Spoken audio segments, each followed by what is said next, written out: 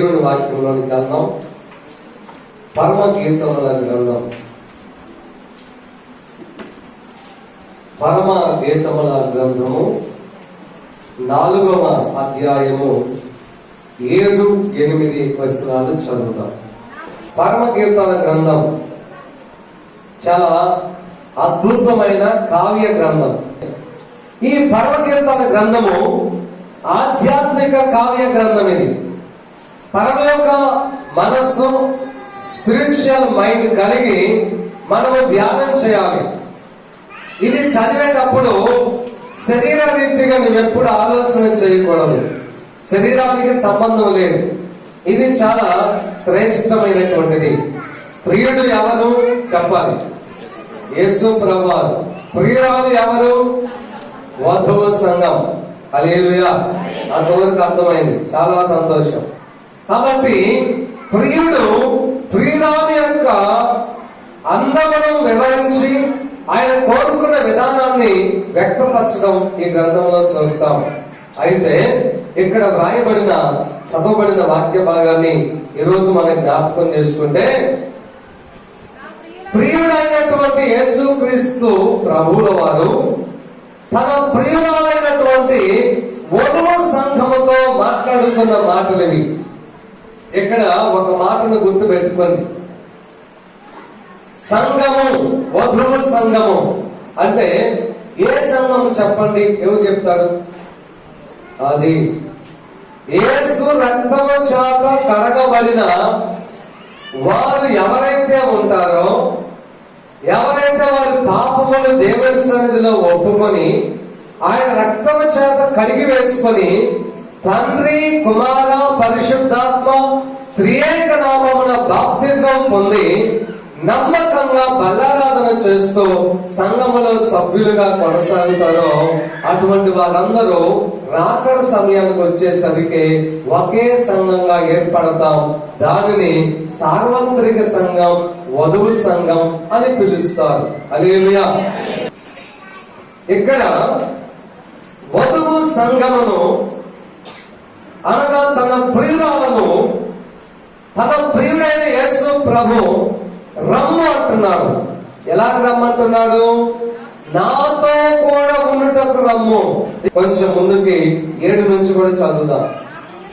నా ప్రియురాల, నీవు అధిక సుందరివి, నీ యందు కళంకమేదీ లేదు.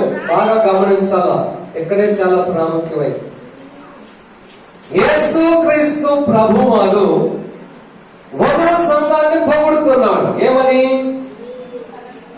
నా ప్రియురాల, నాకు ఇష్టమైన దానా, నీవు చాలా అందంగా ఉన్నావు.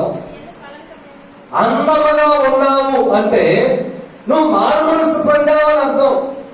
నువ్వు రక్షణ పొందావు. నీలో చాలా ఆత్మ సంబంధమైన అలంకరణ ఉంది. అంటే నిన్ను చూస్తే నాకు ఆకర్షణగా ఉంది. నీ దగ్గరికి రావాలనిపిస్తుంది. నీతో సమయం గడపాలనిపిస్తుంది. You are all right. అంతా బాగానే ఉంది. మరి అంతే బాగున్నా అని చెప్పిన తర్వాత మళ్ళీ దిగురా అని ఎందుకు అంటున్నాడు? అది అక్కడ విషయం. అంతా బాగున్నాయి. You are perfect.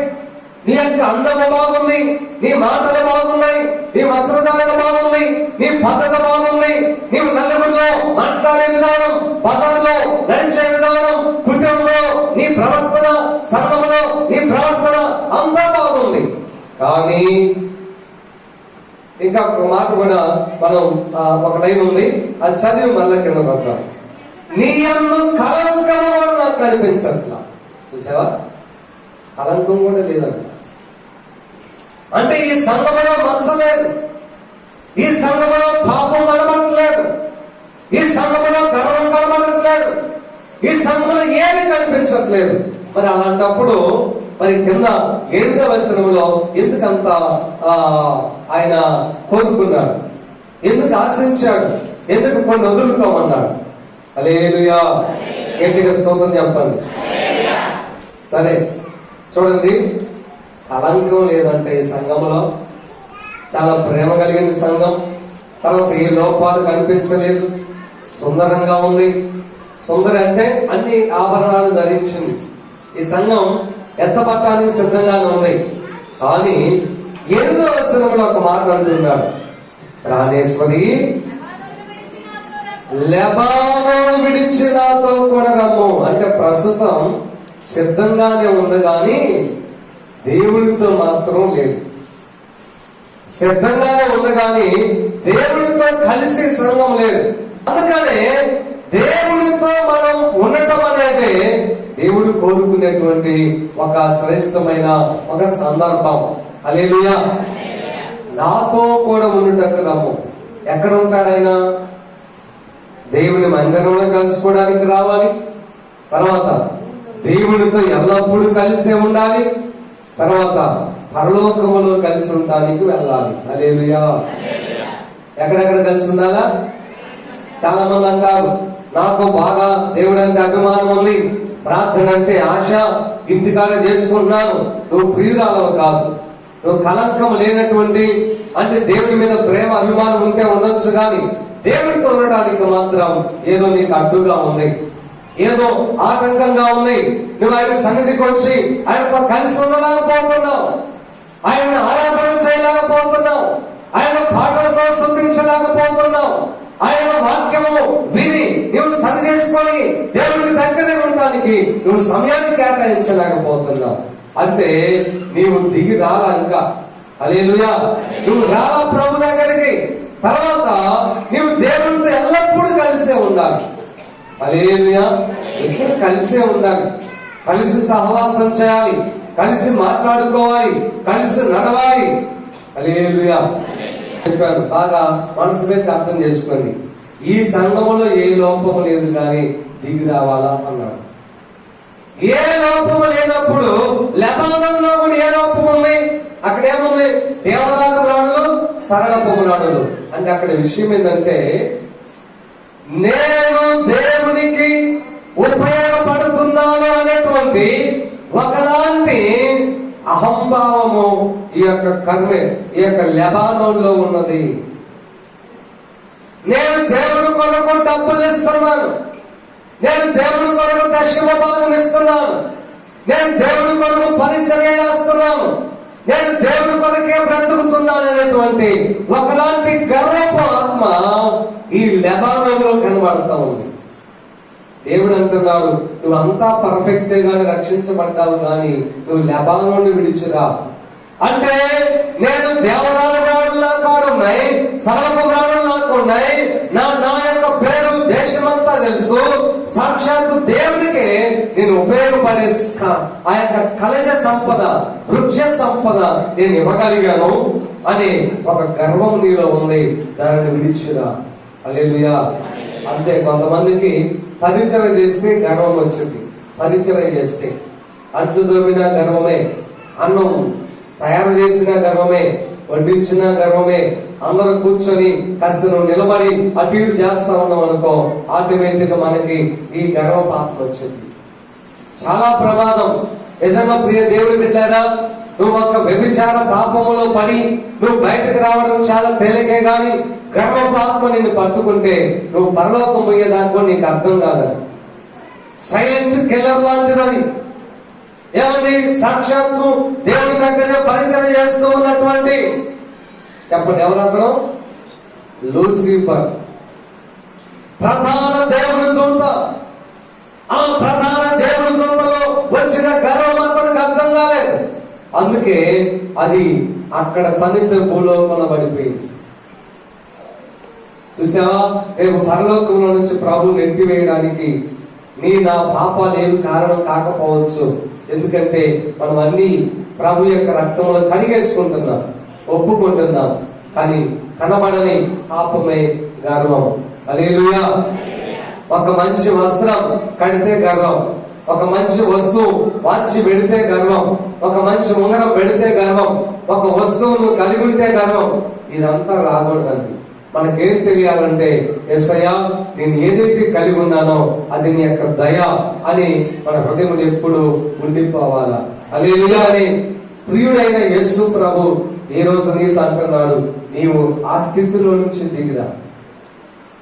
లెబానోనులో ఉన్న సౌందర్యాన్ని చూసి, నీ యొక్క సమృద్ధిని చూసి, నీ యొక్క అందమును చూసి నీలో ఒకలాంటి గర్వపాత్మ వచ్చింది, దిగురా దాన్ని విడిచిపెట్టి.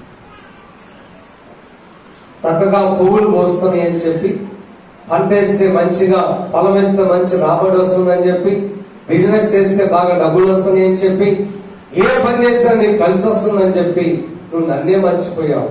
కనుక నువ్వు లెబానోను విడిచి రావాలి. హల్లెలూయా. ఇంకా లెబానోనులో ఏమన్నా తెలుసా? సౌందర్యంతో పాటు ముళ్ళ కంపలు ఉన్నాయి అంట. అక్కడ ఏమున్నాయి చెప్పండి? ముళ్ళ కంపలు. 2వ రాజుల గ్రంథం 14వ అధ్యాయము 9వ వచనం చదువుదాం. మొత్తానికి అక్కడ దేవదారు రాళ్ళే కాదు, ముళ్ళ చెట్లు కూడా ఉన్నాయని అర్థం. హల్లెలూయా.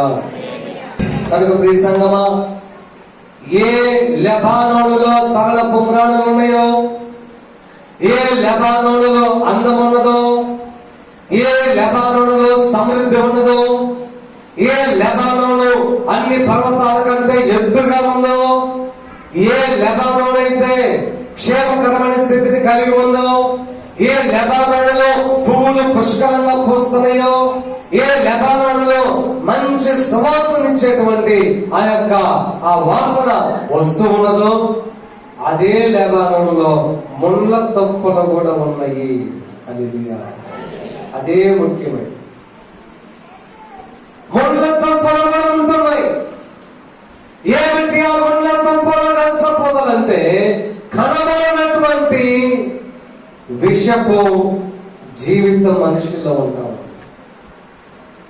ప్రార్థన ఉంది, వాక్యము ఉంది, సహకరించడం ఉంది, పరిచర్య ఉంది, అన్ని విషయాల్లో బాగున్నావు, బాప్తిసం పొందావు, రక్షణ పొందావు, దేవునికి ప్రియుడు అయిపోయావు, ప్రియురాలు అయిపోయావు. కానీ దేవదారు మరణంతో పాటు అన్ని అంగులతో పాటు దాగిన ముళ్ళ చెట్లను గమనించలేకపోయావు. చూసావా ఎంత బాధో? ఎన్ని ముళ్ళ చెట్లు, అసూయ అనే ముళ్ళ చెట్టు. నీ ప్రకృతిలోని సహోదరి నీకంటే మంచి సారి కడితే నువ్వు పలకరించలేవు. నీలో ముళ్ళ చెట్టు ఉంది, నువ్వు దిగిరా కిందకి, దాన్ని వదులుకుంటున్నా. నీకంటే పక్క వాళ్ళు మంచిని కట్టుకుంటే నువ్వు వాళ్ళ ఇంటికి పోవడానికి ఇష్టపడలేవు. ఎందుకంటే నీలో ముళ్ళ చెట్టు ఉంది.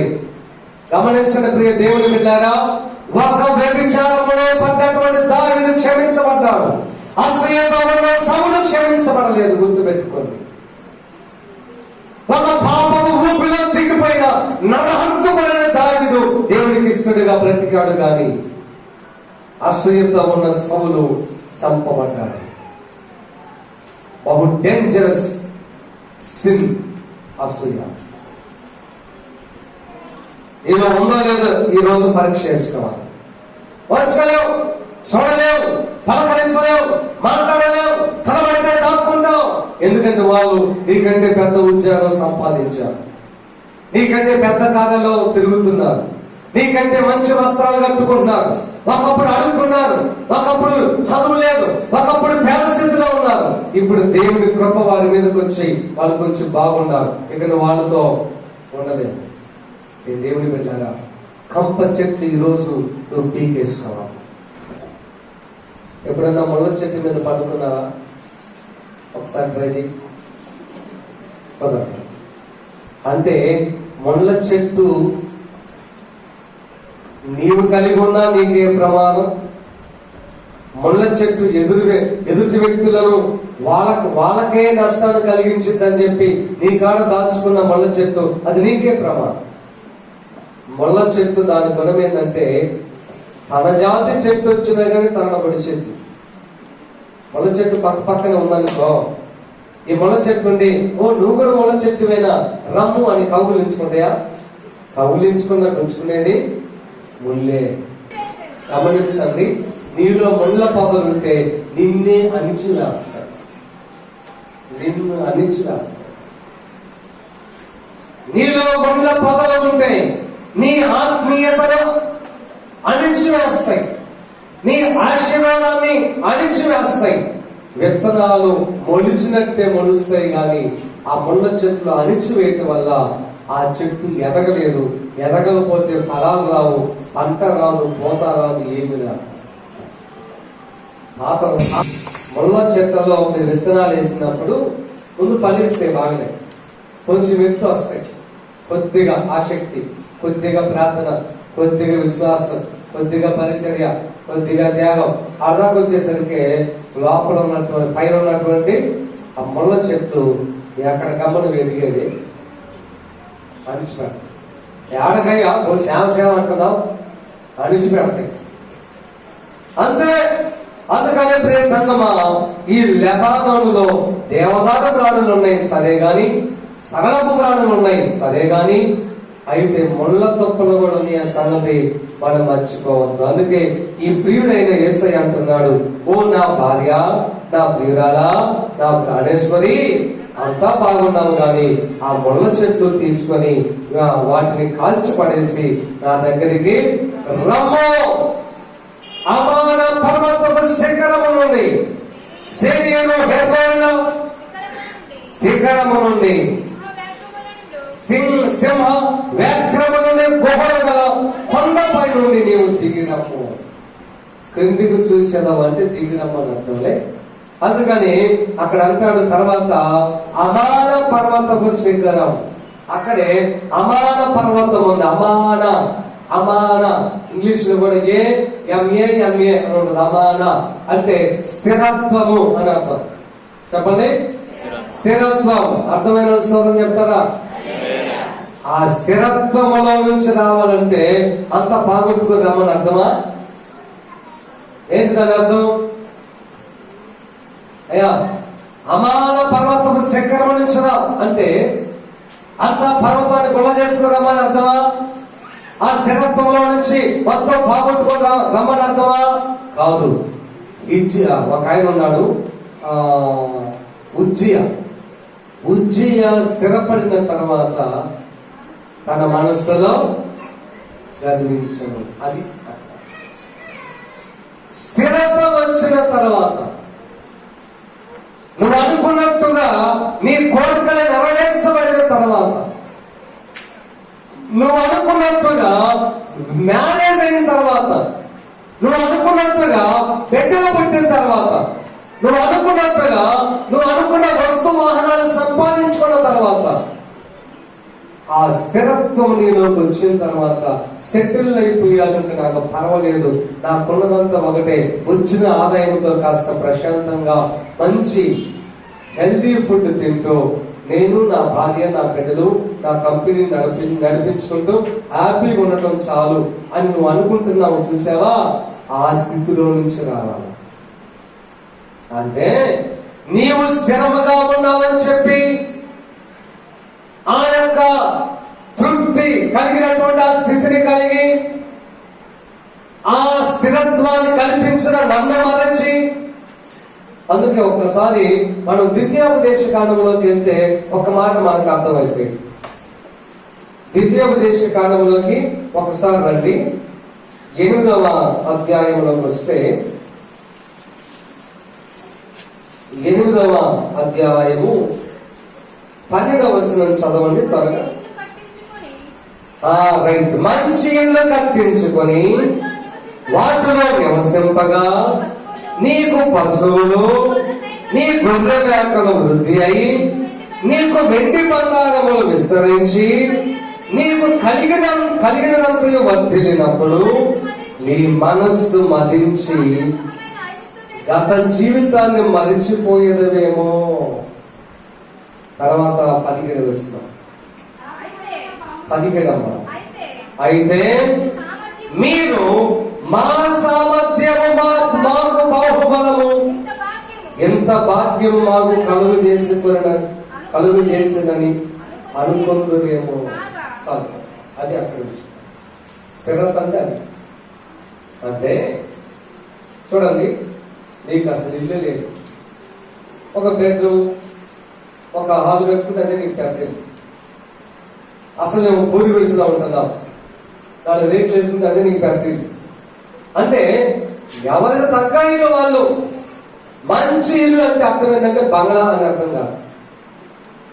నీకున్న ఆ పరిస్థితుల నుంచి కొంచెం మెరుగుపడి, ఒకప్పుడు మాకు పూరీలు ఉంది, కాస్త రేగుల షెడ్ వచ్చింది, వస్తే అదేంటి మంచి ఇల్లే. ఒకప్పుడు మేము తేడాలకినా బురద పూసినా ఇంట్లో ఉన్నాం, ఇప్పుడు బండపాలు వేసుకున్నాం, మంచిల్లే అంటే అక్కడ విషయం ఏంటంటే అపార్ట్మెంటా లేకపోతే డబుల్ బెడ్రూమా లేకపోతే బంగ్లానా విల్లానా అనేది కాదు అక్కడ విషయం. నువ్వు అనుకున్నట్టుగా ఒక మంచి ఇల్లు కట్టుకుని వాటిలో నివసించి, నువ్వు అనుకున్నట్టుగా పశువులు, నువ్వు అనుకున్నట్టుగా గొర్రెలు, నువ్వు అనుకున్నట్టుగా మేకలు, నువ్వు అనుకున్నట్టుగా వెండి బంగారాలు, అంటే ఒక్క మాటలో చెప్పాలంటే ఇక్కడ డబ్బా బంగారమా ఇల్లా ఇవన్నీ కాదు అక్కడ విషయం. నీ కోరికలన్నీ నెరవేర్చమని నువ్వు స్థిరపడిన తర్వాత అది అక్కడ విషయం. స్తోత్రం, హల్లెలూయా. ఎందుకు స్తోత్రం చెప్పాలి? నువ్వు స్థిరపడిన తర్వాత నీ మనస్సు మదించి, అక్కడదే ప్రమాదం, అక్కడదే ప్రమాదం. మదించి అంటే గర్వించి, కన్ను నిన్ను కానరాక. ఒకసారి మనము ఇక్కడ మనం సామెతల గ్రంథంలో కూడా ఒక మాట ఉంటుంది, దాన్ని ఒకసారి మనం చదువుకొని ముందుకొద్దాం. సామెతల గ్రంథం 30 అధ్యాయము 12 తమ దృష్టికి తాము శుద్ధులై తమ మాలిన్యము నుండి కడుగబడని వారి తరము కలదు, కన్నులు నెత్తికి వచ్చిన వారి తరము కలదు. ఎక్కడికి వచ్చిన కళ్ళు చెప్పాలి. మీ అందరు కళ్ళు ఆడదేగా ఎక్కడున్నాయి? స్ట్రైట్ ఉన్నాయి. కానీ ఇప్పుడు ఆడకు వచ్చినాయంట కళ్ళు. కొంతమందికి పెద్దలు అంటారు, అదే వీడికి నెత్తిని పుట్టిన కళ్ళు అంటే కన్నులు నెత్తికి ఎక్కిన వారి తరము, వచ్చిన వారి తరం అంటే కన్ను మిన్ను కానరాదు. మన తన అసలు ఉండదు, బంధువులు గిందువులు అనే మాటే ఉండదు, మన సంఘము అనేటువంటి మాట ఉండదు, మన సహోదరులు సహోదరులు అనే ఆలోచన ఉండదు. అందరూ కూడా నీ దృష్టికి మిడతల్లాగా, చీమల్లాగా, దోమల్లాగా కనపడతారు. నువ్వేమో గొలియాతులాగా, సౌండ్లాగా నీ దృష్టికి నువ్వు కనబడతావు. ఎంత ప్రమాదం!